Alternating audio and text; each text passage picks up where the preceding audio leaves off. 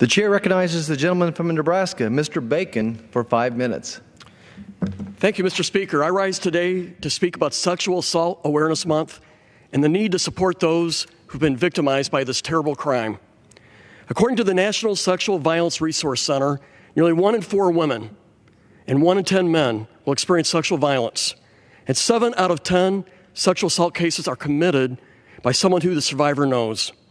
Nearly 50% of female survivors will experience PTS, or post-trauma stress, and per the Rape and Incest National Network, only 2% of those offenders will spend jail time or be convicted of a felony.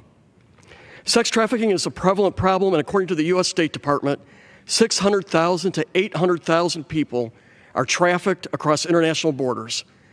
Of those numbers, 80% are female and half are children. Sex trafficking occurs when someone uses fraud, force, or coercion to cause a commercial sexual act with an adult or cause a minor to commit a commercial sexual act. Thus, victims of sex trafficking are also victims of assault.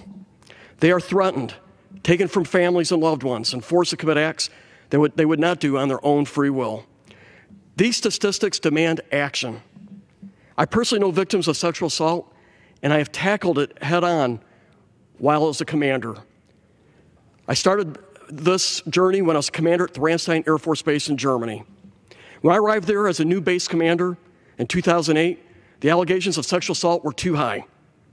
I implemented a 2-step solution to address the problem. First, all rape accusers, if willing to testify, would have their day in court, have their day to say what happened to a jury. Second, those convicted of rape would have their names and prison sentences distributed widely around the base. Our rates immediately improved. This program was later ranked by the Air Force as the #1 sexual assault response program, the #1 in the Air Force. So I take this issue seriously. I recently met with Courtney, a constituent in my district in Omaha, who was sexually assaulted while serving as a Marine. She shared her story with me, including how she was treated after reporting the rape. And what she told me greatly disheartened me. I could not believe that someone who proudly served in uniform was basically ostracized by the very people she served with. She felt persecuted and ignored for daring to report an assault that should not have occurred. From simple acts of being ignored to having her belongings thrown out of the barracks in black trash bags by her fellow servicemen. Courtney was not only a victim of assault, but a victim of repeated backlash from superiors and colleagues. Courtney developed PTS because of not only the assault, but how she was treated for reporting the assault. In my district office is Michaela, an intern who at the young age of 15 was molested by her father. Michaela's parents were divorced, and one weekend when she was alone with her biological father, the horrendous crime took place.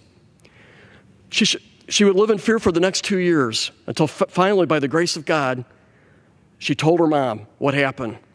The days following were a whirlwind, from giving testimony to telling her grandparents what their son had done to her. The lives of both women will never be the same. However, they both knew that God would return their trauma into triumph. Michaela is now a college student at the University of Nebraska of Omaha and shares her story at colleges, schools, nonprofits, and other organizations all over Nebraska. After graduating, she wants to work in politics to change the policies surrounding sexual assault cases. Courtney is also speaking out and has started a blog and social media sites detailing her journey to recovery and sharing her story so others know that they are not alone. She also will be staying in touch with me about potential legislation and ideas to help those who are victims of sexual assault in the military. There are many in Omaha who deserve recognition for the work they do every day to combat sexual assault and human trafficking to help victims. The Women's Center for Advancement helps victims of sex assault and domestic violence.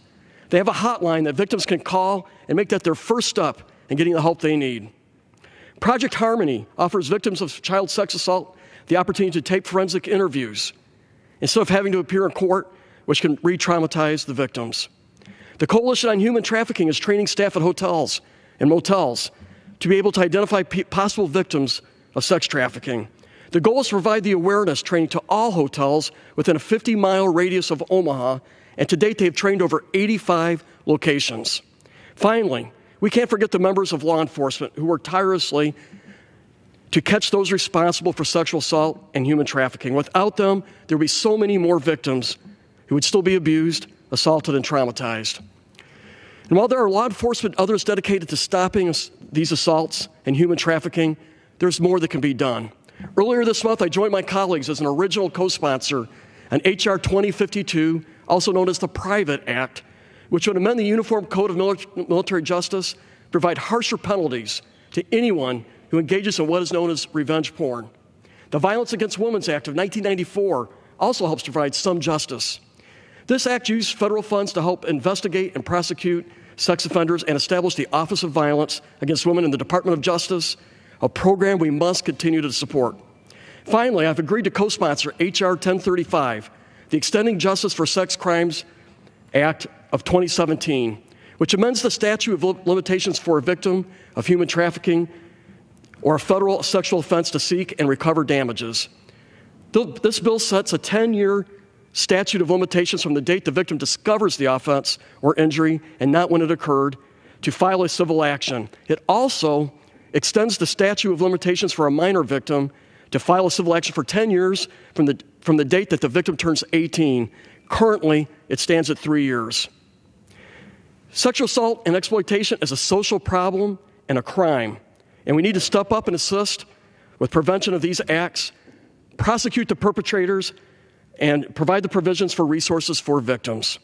Thank you, Mr. Speaker, and I yield back the balance of my time.